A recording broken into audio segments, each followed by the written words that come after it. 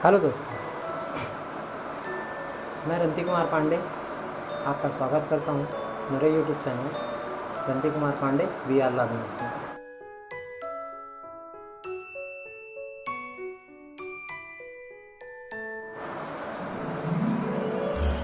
मेरा मुख्य उद्देश्य ये है कि फिज़िक्स के कुछ कॉन्सेप्ट हैं जो 12वीं लेवल तक के होते हैं उसको क्लियर करना और उसमें जो तथ्य हैं, जो भी हमारे टॉपिक्स हैं, इन टॉपिक्स के बारे में चर्चाएं करना, जिसमें आज हम कक्षा 12वीं के प्रकाश से परावर्तन रिफ्लेक्शंस ऑफ लाइट को लेकर मैं आया हूँ। इसके अंतर्गत हम आज किन के टॉपिक को कवर करेंगे। इसमें पहला है प्रकाशिकी की शाखाएं, प्रकाश का परावर्तन, दर्पण और दर्पण के प्रकार। इसके बारे में हमको बेसिकली अध्ययन करना है। तो सबसे पहले हम लेके चलते हैं, इसमें का जो पहला कॉन्सेप्ट है वो है हमारा प्रकाशिकी। कि ये प्रकाशिकी है क्या।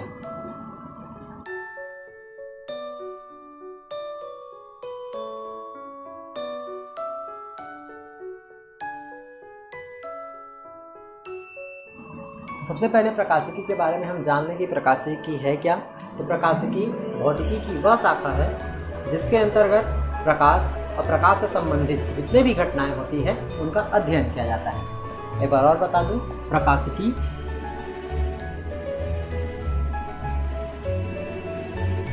भौतिकी की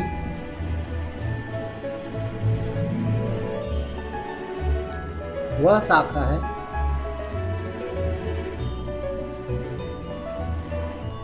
जिसके अंतर्गत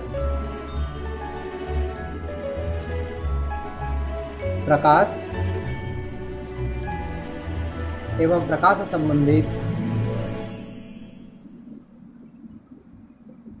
से संबंधित परिघटनाओं का अध्ययन किया जाता है।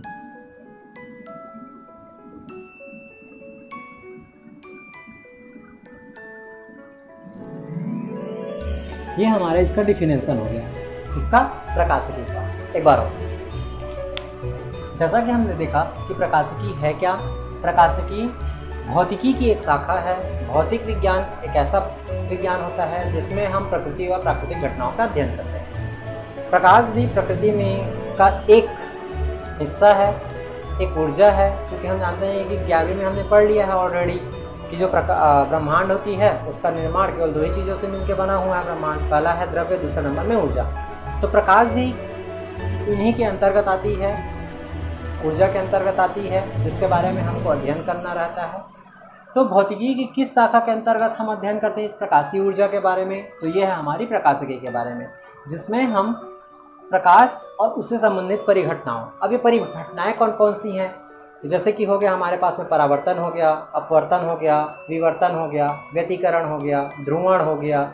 ये जितने भी घटनाएं हैं उन घटनाओं का अध्ययन हम भौतिकी की जिस शाखा में करते हैं, फिजिक्स के जिस पार्ट में करते हैं, जिस ब्रांच में करते हैं, उसको हम कहते हैं प्रकाशिकी, ऑप्टिक्स कहलाती है। अब इसमें भौतिकी की चूँकि एक शाखा है, प्रकाशिकी एक शाखा है, भौतिकी की एक शाखा है, तो जाहिर सी बात है कि इसकी भी कोई पार्ट्स होंगे प्रकाशिकी के बारे में। और इनकी जो शाखाओं का जो निर्माण हुआ है वो प्रकाश के गुणों के माध्यम से ही हुआ है कि प्रकाश कैसे कैसे गुण का पालन करती है। समय समय पे अनेक सिद्धांत आए जिसमें प्रकाश के अनेक गुणों के बारे में बताया गया। जैसे प्रकाश कणों के रूप में चलता है, तो किसी ने कहा कि प्रकाश किरणों के रूप में चलता है। सर आइजैक न्यूटन आए जिन्होंने प्रकाश की कड़ी का सिद्धांत दी। उन्होंने बताया कि प्रकाश जो होती है वो किरणों के माध्यम से एक सरल रेखा में चलती है। साथ ही साथ इसके पश्चात हाइगन आए। हाइगन ने बताया कि प्रकाश तरंगों के रूप में चलता है।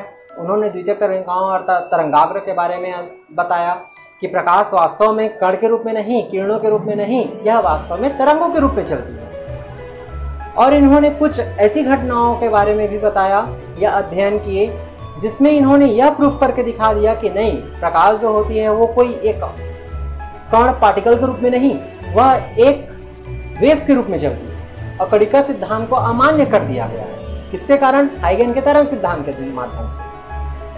हाइगन के तरंग सिद्धांत के माध्यम से हम अपवर्तन है, परावर्तन है, विवर्तन है, व्यतिकरण है, इसकी व्याख्या कर सकते हैं। लेकिन प्रॉब्लम यहाँ आती है जब हम अध्ययन करने के लिए जाते हैं विवर्तन प्रकाशिकी की शाखा।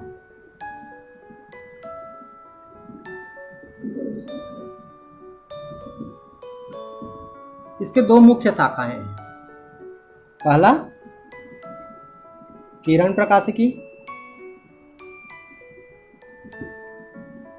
दूसरा तरंग प्रकाशिकी।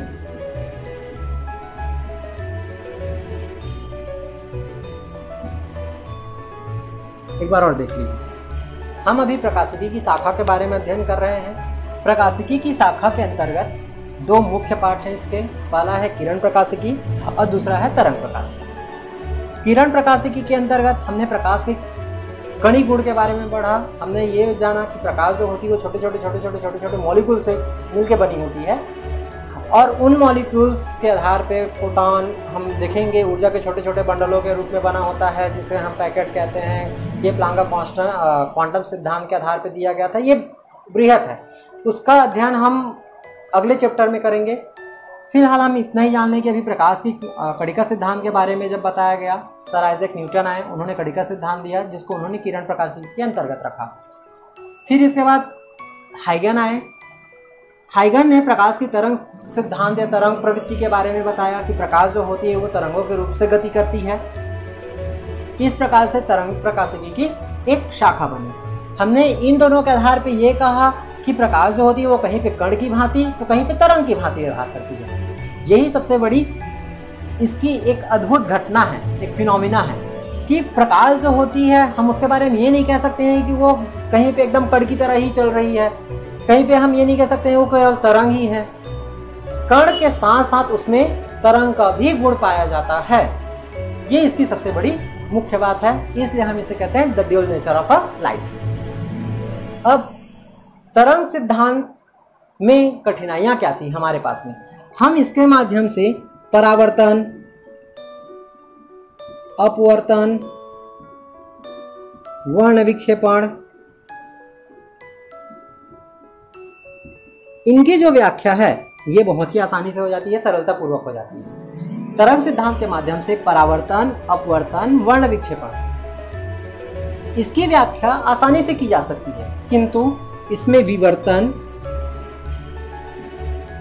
ध्रुवण, ये दोनों घटनाएं ऐसी घटनाएं हैं जिसको आसानी से व्याख्या नहीं की जा सकती है। अब ये विवर्तन जो होती है यह प्रकाश का तीक्ष्ण धार वाले किनारों पे प्रकाश के मुड़ जाने की घटना को कहते हैं। अब यहाँ पे तीक्ष्ण धार चाहिए तो उसकी कोर कितनी होनी चाहिए? कोई भी अवरोध आ रहा है, यदि विवर्तन है, मान लिया जाए यहाँ पे कोई एक पार्टिकल है और यहाँ से प्रकाशीय किरण आ रही है और इस किनारे पे यदि उसको मुड़ना है और ये मुड़ने की जो घटना है ये हमारी कहलाएगी विवर्तन। तो यहाँ पे जो मुड़ने की प्रक्रिया है इसके लिए कंडीशंस क्या होने चाहिए? तो इसकी सबसे बड़ी प्रॉब्लम ये थी कि इस जो धार है, इसकी जो धार है, अवरोध की जो धार है, नोक है, किनारा है, कोर है, ये कोर प्रकाश के तरंग दैर्ध्य की कोटि की होनी चाहिए। सबसे बड़ी बात यही है कि प्रकाश के तरंग दैर्ध्य की कोटि की होनी चाहिए। दैट मीन्स इसकी जो मोटाई है, मोटाई मान सकते हैं, मोटाई है वो 4 × 10⁻⁴ 4000 एंगस्ट्रॉम के बीच होना चाहिए। 4 × 10⁻⁷ मीटर की कोटि की। ये सबसे बड़ी बात है कि इसकी कोटि क्या होनी चाहिए, कितनी पतली होनी चाहिए? तो ये इतनी पतली होनी चाहिए, इसकी जो मोटाई है वो 4000 एंगस्ट्रॉम या फिर उससे कम होना चाहिए। अब व्यवहार में हम कोई भी यदि सतह ले लेते हैं तो उस सतह की जो मोटाई होती है वो 4000 एंगस्ट्रॉम से अधिक ही होती है। इस कारण जनरली जो प्रिज्म होते हैं या जो आयताकार कांच का जो स्लैब होता है, गुटका होता है, इसमें हम ये विवर्तन का या फिर ध्रुवण की जो परिघटनाएं होती है उसको उसकी उपेक्षा की जाती है। कारण क्यों? कारण इसलिए क्योंकि उसकी जो कोर होती है वो 4000 एंगस्ट्रॉम से अधिक होती है और वहां विवर्तन और ध्रुवण की जो परिघटनाएं हैं वो बहुत ही कम होती है। इस कारण उसकी उपेक्षा करके हम बाकी घटनाओं का अध्ययन उसमें करते हैं। यह है मुख्य रूप से आपकी प्रकाशिकी के बारे में। हम एक बार और देख लेते हैं कि प्रकाश के बारे में यदि हमको जानना है तो सबसे परावर्तन तो जानेंगे ही, तो लाइट के बारे में कुछ जान लेते हैं। इसमें हम लाइट का भौतिकी के जिस ब्रांच में हम अध्ययन करेंगे, जिसमें उसकी स्टडी की जाएगी, उसे कहा जाता है ऑप्टिक्स, अर्थात प्रकाशिकी भौतिकी की वह शाखा है जिसके अंतर्गत हम प्रकाश एवं प्रकाश से संबंधित परिघटनाओं का अध्ययन करते हैं। प्रकाश की परिघटनाएं कौन कौन सी मैंने बताया था, रिकॉल कर लेते हैं थोड़ा सा एक बार, क्योंकि आगे काम आने वाला है। अपवर्तन, परावर्तन, विवर्तन, वर्ण विक्षेपण, व्यतिकरण, ध्रुवण, इस प्रकार से आपकी घटनाएं हैं। परावर्तन, अपवर्तन, विवर्तन, व्यतिकरण, वर्ण विक्षेपण और ध्रुवण। इस आज के इस लेक्चर में हम प्रकाश की जो मुख्य घटना है वह है परावर्तन और परावर्तन के बारे में ही हम अध्ययन करने वाले हैं। ठीक है, अब हम लेके चलते हैं समय न वेस्ट करते हुए हमारे जो मेन टॉपिक है वो है प्रकाश के परावर्तन में। तो प्रकाश के परावर्तन पे हम चलते हैं।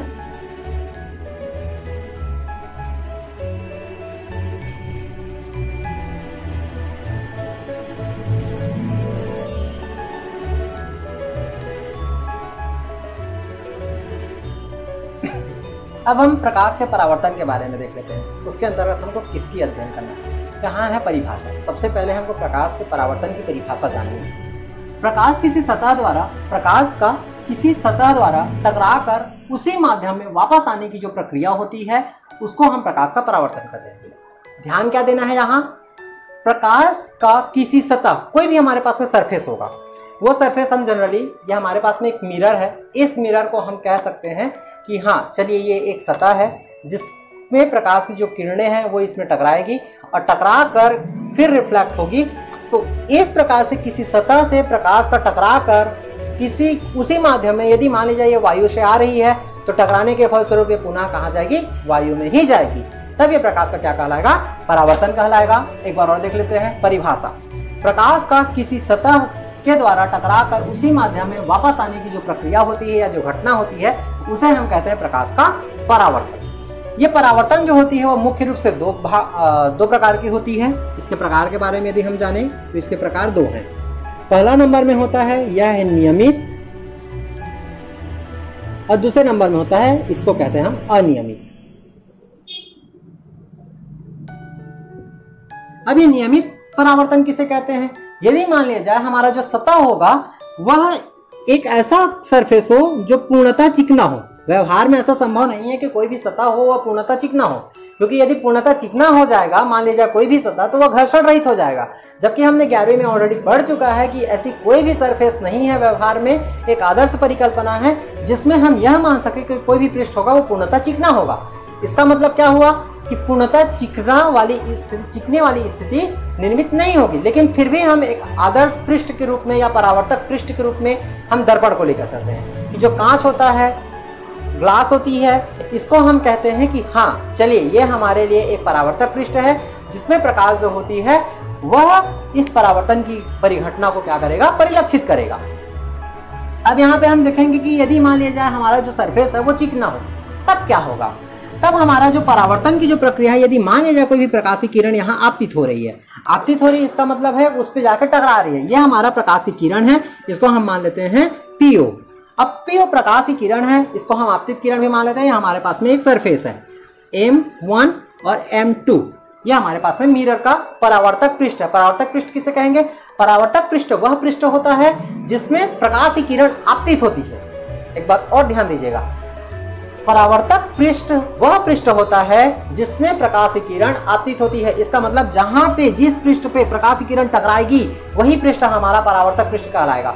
जैसे उदाहरण के लिए यहाँ पे इस रूम में भी बहुत सारे लाइट्स हैं। अब इस लाइट में आप ध्यान दीजिएगा, इस वाली कंडीशंस में यहाँ पे आपको लाइट दिख रही होंगी। ये कारण क्या, क्योंकि लाइट वहां से आ रही है, यहाँ पे टकरा रही है। ध्यान यहाँ दीजिएगा, अब यहाँ पे टकरा रही है तो जैसे टकराई तो वहां से हमको ऐसा लग रहा है कि यहाँ से लाइट निकल रही है।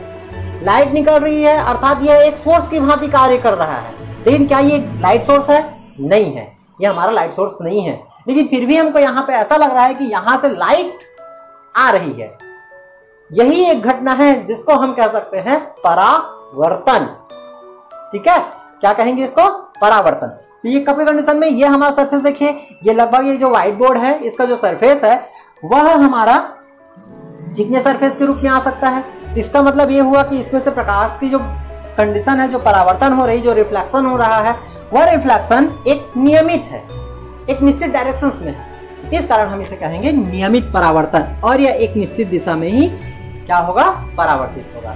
यदि मान लीजिए इसके समांतर कोई और किरण आती है, ये इसके पैरेलल, ये प्रकाशीय किरण आपतित होती है, परावर्तन के पश्चात क्या होगा, ये इसके पैरेलल ही जाएगा। यदि फिर एक प्रकाशीय किरण आती है इसके पैरेलल मान लेते हैं, तो ये परावर्तन के पश्चात इसके पैरेलल ही जाएंगे। अर्थात ये जो लाइन है P हो गया, Q हो गया, R हो गया, ये 3 रेज हैं, O dash, O double dash, मान लेते हैं हमारे पास में अलग अलग पॉइंट पे क्या हो रही है, आगे टकरा रही है, आपतित हो रही है। तो आपतित होने के फलस्वरूप यहाँ पे हम निर्गत किरण भी मान लेते हैं R, S, T और U। तो ये हमारा निर्गत किरण है या परावर्तित किरण है। अब ये परावर्तित किरण है तो यहाँ पे आप ध्यान दीजिए प्रत्येक रे समांतर है, तो इधर जो परावर्तित किरण है वो भी कैसी है, समांतर है। तो ये हमारा नियमित परावर्तन के प्रकार है। लेकिन यदि मान लीजिए हमारा जो सरफेस है वो कुछ इस प्रकार से हो, कहीं पे उभरा हुआ, कहीं पे दबा हुआ, यदि ऐसा सरफेस में है तब क्या होगा। यदि मान लिया जाए हमारा ये हमने इस जगह को क्या कर दिया, पानी से कुछ भी बना दिया, पहाड़ वहाड़ जो भी है, नदी नाले बन गए, लो, ठीक है। अब यहाँ पे इन पत्थरों पे यदि मान लिया जाए हमारा सरफेस है वो नियमित नहीं है, पूर्ण चिकना नहीं है, और यहीं पे 2 समांतर किरणें एक साथ मान लिया जाए आपतित होती हैं, तब अपवर्तन के परावर्तन के पश्चात क्या होगा, यहां नोट कीजिए। कोई किरण इस डायरेक्शन में तो कोई किरण इस डायरेक्शन में, क्या हम यहां कह सकते हैं कि 2 पैरेलल जो रेज हैं जो आपतित हो रही हैं यहाँ पे, ये दोनों परावर्तन के पश्चात भी समांतर है, क्या ये कहा जा सकता है, नहीं। क्यों, क्योंकि इस पॉइंट पे ये दोनों को क्या कर रही है, प्रतिच्छेद कर रही है। इसका मतलब क्या हुआ, यहाँ पे जो परावर्तन हो रहा है वो अनियमित परावर्तन के अंतर्गत आएगा। इतना तो हम दोनों जान गए दोनों के बारे में, ये नियमित परावर्तन क्या है, अनियमित परावर्तन क्या है।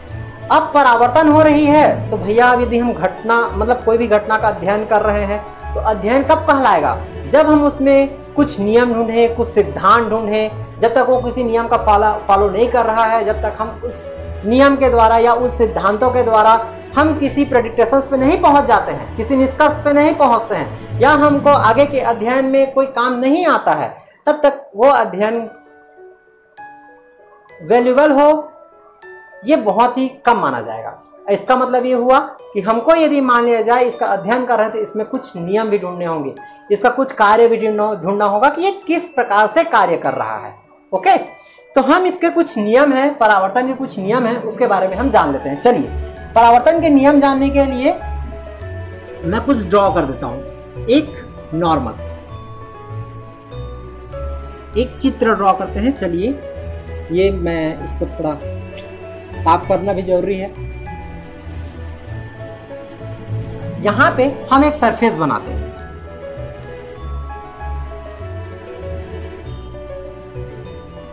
ये बन गया हमारा मिरर। ये लाइन का मतलब ये होता है कि इस साइड में पॉलिश हुई है और ये वाला जो सरफेस है, इस साइड वाला जो सरफेस है, ठीक है, LHS मान लेते हैं। ये हमारा मैथ में ये हो गया हमारा RHS। RHS जो साइड है इसमें पॉलिश है और जो LHS साइड है ये हमारा परावर्तक पृष्ठ है। इसका मतलब जो लाइट आएगी वो कहां पे आएगी, लेफ्ट टू राइट जाएगी। यहां पे हम मान लेते हैं एक प्रकाश की जो किरण है वो कुछ इस प्रकार से क्या होती है, आपतित होती है यहाँ पे इस पॉइंट पे, और अपवर्तन के फलस्वरूप ये परावर्तन के फलस्वरूप ये इस डायरेक्शन में चली गई। यहाँ पे हम मान लेते हैं M O M डैश, ये हमारा क्या हुआ, परावर्तक पृष्ठ हुआ। कौन सा, M O M डैश, क्या हुआ, परावर्तक पृष्ठ। पॉइंट O है, यह हमारा आपतन बिंदु कहलाएगा। क्यों आपतन बिंदु कहलाएगा, क्योंकि जो प्रकाश की किरण है वो P से किस डायरेक्शन में, O की डायरेक्शन में ये मूव कर रही है, आ रही है, आपतित हो रही है। ठीक है, तो आपतित हो रही है तो जो बिंदु है उस बिंदु को हम कहेंगे आपतन बिंदु। और जो किरण आ रही है पृष्ठ की ओर, जो किरण आ रही है पृष्ठ की ओर, P से किधर की ओर, O की ओर, यह किरण हमारी कहलाएगी आपतित किरण।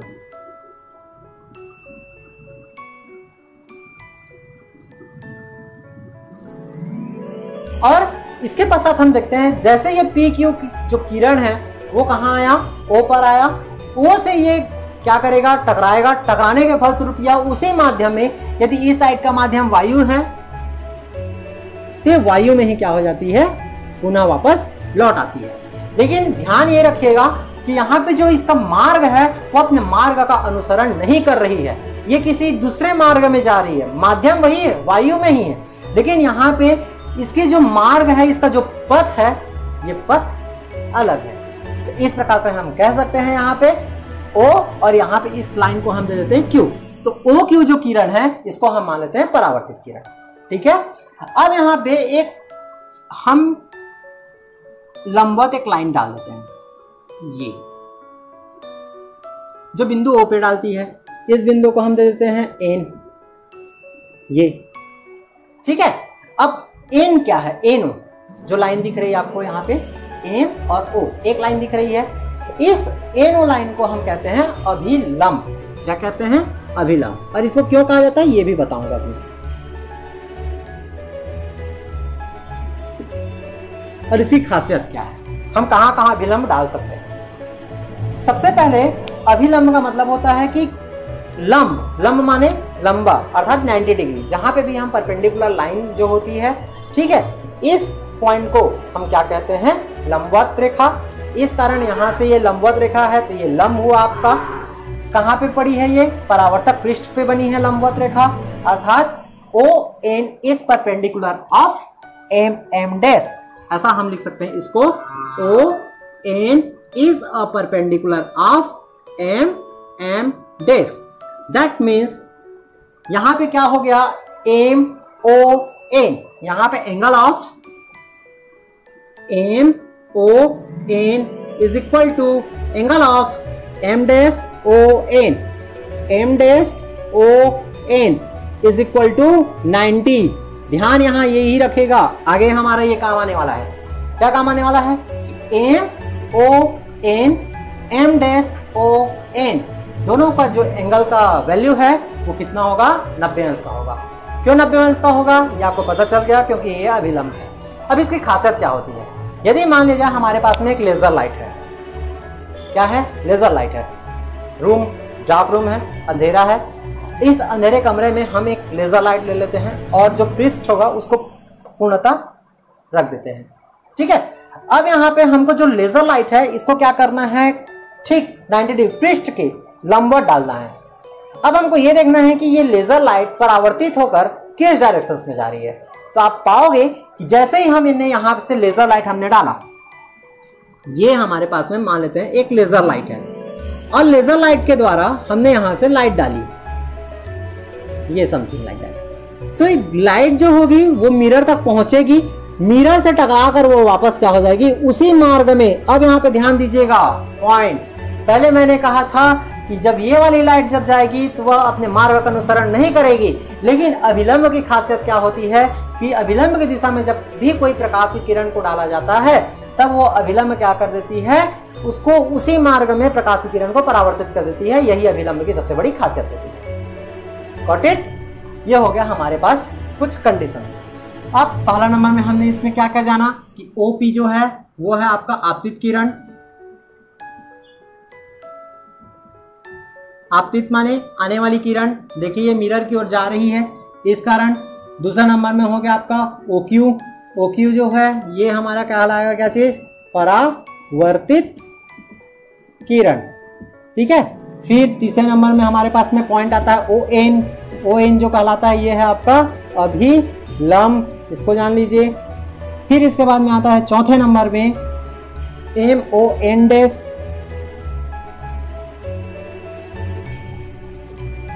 इसको हम मान सकते हैं परावर्तक पृष्ठ। अब कुछ इसमें कोण भी बन रहे हैं, अब इन कोणों के बारे में अध्ययन कर लेते हैं, क्योंकि परावर्तन, प्रकाश का जो परावर्तन है इसके जो नियम है इन्हीं कोण पे बेस्ड है। तो पहला नंबर का कोण आपका यहां बन रहा है, कहां, आपतित किरण और अभिलंब के बीच में, ये वाली एंगल। ठीक है। तो ये वाली एंगल को हम कहते हैं I मतलब आपतन कोण। ये हो गया आपका पांचवा। आपतन कोण। कौन सा हुआ आपतन कोण? चलिए मेरे साथ में यदि आप लोग देख रहे हैं तो थोड़ा सा इसमें अपना खुद का दिमाग लगाते हैं और मेरे साथ ही साथ दोहराइए कि कौन सा होगा, बनाने का प्रयास करते हैं। पी ओ और एन, तो हमारे पास में आपतन कोण होगा P O N is equal to, इसको किससे दर्शाते हैं? तो आई से दर्शाते हैं। इसके पश्चात दूसरे नंबर में है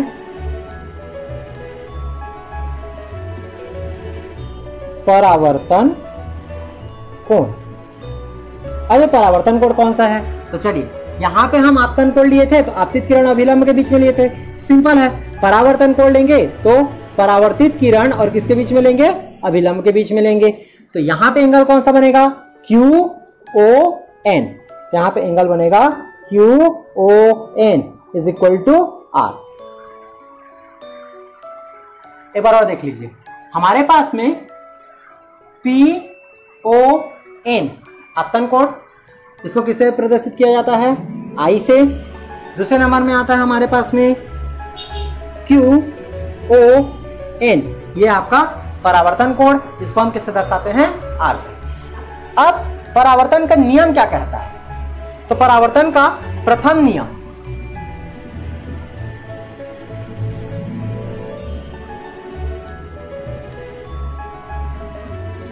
परावर्तन का प्रथम नियम कहता है कि आपतन कोण और परावर्तन कोण हमेशा बराबर होते हैं, सदैव बराबर होते हैं। यदि परावर्तन नियमित है तो आपतन कोण और परावर्तन कोण दोनों आपस में क्या होगा? बराबर होगा। हम फिर से एक बार ड्रॉ कर लेते हैं हमारा डायग्राम। ये हमारे पास में हो गया क्या चीज? मिरर। ये है हमारा अपवर्तक पृष्ठ एम डैश। ये जो पॉइंट है ये है आपका आपतन बिंदु। यहां पे एक किरण है,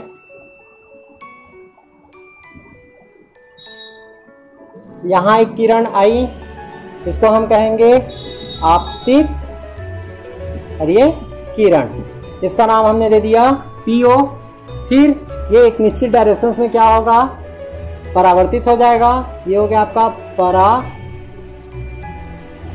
परावर्तित किरण। यहाँ पे हम डालेंगे इसमें लंब 90 डिग्री का कोण बनाते हुए, 90 अंश का कोण बनाते हुए, इसको हमने दे दिया एन। ये हो गया आपका P, ये हो गया आपका Q, ये हो गया N।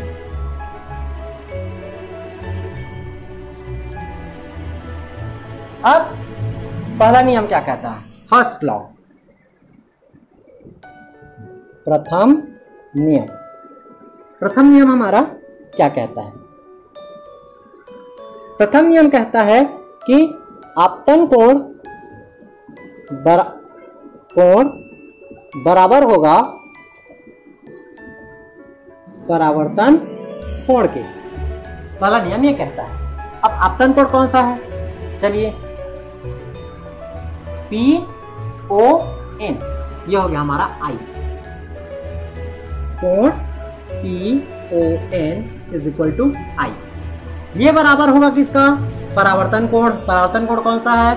Q O N। तो ये हो गया आपका Q O N is equal to R। इसका मतलब क्या हुआ? ये R है। यदि ये 30 डिग्री है तो ये भी कितना होगा? 30 डिग्री होगा।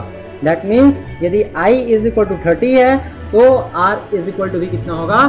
30 होगा। पहला पॉइंट हमने ये नोट कर लिया। अब हमको ये जानना है कि क्या ये जो आपतित किरण है और ये जो पृष्ठ है इसके बीच में जो बनने वाला एंगल है, जो भी होगा, मान लेते हैं x और इसको मान लेते हैं हम y, क्या ये दोनों भी बराबर होंगे? सोचिए। हाँ, परावर्तन के नियम के थ्रू यदि हम देखें तो ये दोनों भी आपस में बराबर होंगे। कैसे बराबर होंगे? सबसे पहले हम ये देख लेते हैं कि यदि ये 90 है और इतना को यदि मैं 30 कर लेता हूँ, ये 90 है और ये 30 है, तो ये कितना बचा? तो y इज इक्वल टू कितना बचा? 60 बचा। सिंपल सी कैलकुलेशन है। सिमिलरली यहां से भी हम देखते हैं कि ये टोटल कितना है? 90 है। ये वाला हिस्सा कितना है? 30 है। तो बचा कितना? तो 90 में 30 घटा देंगे, कितना बचेगा? 60। इसका मतलब हुआ x is equal to y is equal to कितना डिग्री? 60 डिग्री। x कौन सा है? P O M। P O M is equal to Q O M dash.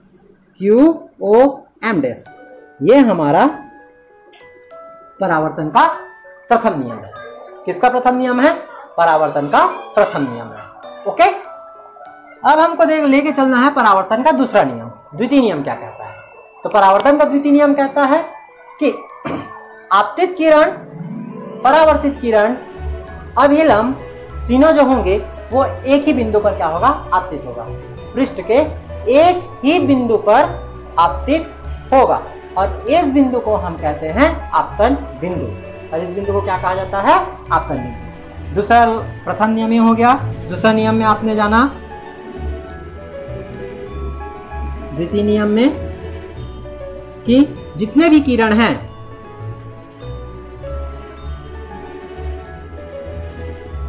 वो पृष्ठ के एक ही बिंदु पर आपतित होते हैं। यहां पे मैं जानता हूं कि यहां जितने किरण लिखा हो इसका मतलब कृपया ये ना लें कि अलग अलग किरण। अलग अलग किरण भैया अलग अलग बिंदु पे आपतित हो सकती है। अभी जितने का मतलब ये होता है कि जितने किरण मैंने यहाँ पे डिस्क्राइब किया है, जितने के बारे में मैंने यहाँ बताया है, वही किरण ना। यहाँ पे ये मत बोलिएगा कि यहाँ पे बहुत सारी तो किरण आएंगी सर, और यहाँ पे बहुत सारी यदि किरण आती है तो अलग अलग बिंदु पे आपतित होगी। लेकिन प्रत्येक आपतन बिंदु के लिए तीन, मतलब एक युग्म बनेगा। उस युग्म में आपतित किरण रहेगी, जो पेयर बनेगा, आपतित किरण रहेगी, परावर्तित किरण रहेगी और अभिलंब रहेगा। ये तीनों होना यहाँ अनिवार्य है। तो आज के टॉपिक में बस इतना ही, जिसमें हमने पहले नंबर में क्या क्या पढ़ा इसको देख लेते हैं। पहले हमने पढ़ा प्रकाश, और जिस शाखा में अध्ययन करते हैं उस शाखा को क्या कहा जाता है? प्रकाशिकी। रिकॉल कर लेते हैं, चलिए एक बार। प्रकाश के अंतर्गत था प्रकाशिकी। प्रकाशिकी भौतिकी की वह शाखा है जिसके अंतर्गत हम प्रकाश एवं प्रकाश से संबंधित परिघटनाओं का क्या करते हैं? अध्ययन करते हैं। प्रकाशिकी की कितनी शाखाएं हैं? तो मुख्य रूप से दो शाखाएं हैं। पहला है किरण प्रकाशिकी, दूसरा है तरंग प्रकाशिकी। किरण प्रकाशिकी का प्रतिपादन किसने किया था? तो सर आइजैक न्यूटन ने किया था, जिसमें प्रकाश की कणिका सिद्धांत का प्रतिपादन उन्होंने किया था। प्रकाश के तरंग सिद्धांत का प्रतिपादन किसने किया था? तो प्रकाश के तरंग सिद्धांत का प्रतिपादन हाइगन ने किया था, जिसमें प्रकाश के तरंग प्रकृति के बारे में उल्लेख किया गया था। इन दोनों को मिला के the dual nature of light बनती है, अर्थात प्रकाश की द्वैत प्रकृति बनती है, जिसके आधार पर प्रकाश कहीं पे कण की भांति तो कहीं पे तरंग की भांति व्यवहार करती है। Got it? फिर हमने पढ़ा प्रकाश का परावर्तन। प्रकाश के परावर्तन के अंतर्गत हमने क्या पढ़ा कि प्रकाश के परावर्तन के लिए कितने किरणें होती हैं, किरणों का नाम क्या होता है, ये किस प्रकार से व्यवहार करती हैं, इसके बारे में हमने जाना। साथ ही साथ हमने परावर्तन के नियमों को भी जाना कि प्रकाश के परावर्तन के कितने नियम हैं। प्रकाश के परावर्तन के दो नियम हैं। पहला नंबर में कि आपतन कोण और परावर्तन कोण जो होती है वो हमेशा क्या होता है? बराबर होता है। साथ ही साथ जो आपतित किरण और परावर्तित किरण जो होती है वो पृष्ठ के साथ भी समान कोण बनाती है। ये पॉइंट नोट कीजिएगा। इसके पश्चात में हमने द्वितीय नियम में ये जाना कि आपतित किरण, अभिलंब और परावर्तित किरण, ये जो तीनों किरण होती है वो एक ही बिंदु पे, कोई भी हमारे पास में पृष्ठ रहेगा, सतह रहेगा, उसके एक ही बिंदु पे आपतित होगा और उस आपतित बिंदु को हम कहेंगे आपतन बिंदु। अर्थात आपतन बिंदु में ही तीनों किरणें एक साथ टकराएंगी, अर्थात तीनों किरणों के लिए प्रतिच्छेद बिंदु एक ही रहेगा, जिसे हम कहते हैं आपतन बिंदु। आज के टॉपिक में बस इतना ही। धन्यवाद। यदि वीडियो अच्छा लगता है तो इसको कृपया लाइक कीजिए और अधिक से अधिक शेयर कीजिए, ताकि यह जरूरतमंद बच्चों के पास यह पहुंच जाए और उनको लाभ दे सके। धन्यवाद।